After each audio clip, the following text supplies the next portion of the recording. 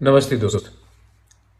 आज सबसे पहले इस खुश अवसर में मैं सबको ईद मुबारक कहना चाहता हूँ। हमारे जो भी मुसलमान भाई बहन हैं सबको मैं ईद मुबारक बोलना चाहता हूँ और मैं दुआ करता हूँ कि आने वाले दिन में जो यहाँ में पैंडेमिक चल रहा है हमारे पूरे देश में, हमारे राज्य में, वो कम हो और हमारी ज़िंदगी वापस जैसी पहली थी वैसी हो जाए।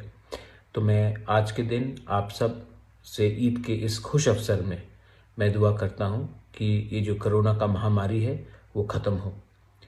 और इसके साथ मैं एक मैसेज भी देना चाहता हूँ। आज बहुत बड़ा दिन है, हम सब एक दूसरे से घुल मिल रहे हैं, सब जाकर नमाज अदा कर रहे हैं। लेकिन एक बात ज़रूरी आपको दिल में रखना है, ध्यान में रखना है कि ये जो सोशल डिस्टेंसिंग है ये हमको मेंटेन करना है और मास्क हमेशा पहन के रखिए।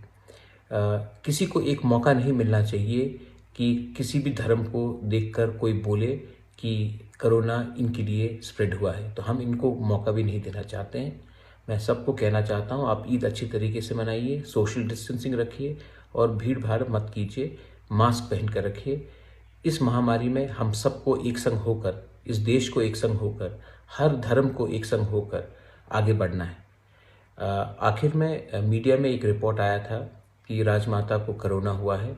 ये सच बात है, राजमाता को कोरोना हुआ है, उनका बुखार है, हम उनके साथ हैं, लेकिन वो घर में है और मैं आप सबसे कहना चाहता हूँ कि वो स्टेबल है। लेकिन आपका दुआ का दरकार है, आप पूजा कीजिए, आप दुआ कीजिए कि राजमाता भी जल्द से जल्द ठीक हो जाए। आखिर में सबको मैं एक ही बात कहना चाहता हूँ, अगर देश को आगे बढ़ना है तो हमको धर्म से आगे हमको एक उन्नति को देखना है और उसके लिए हम सबको एक ही बात कहना चाहते हैं, आज के दिन हम सब एक हैं। ईद मुबारक टू ऑल। बेलाइनो हम भाई, धन्यवाद, थैंक यू।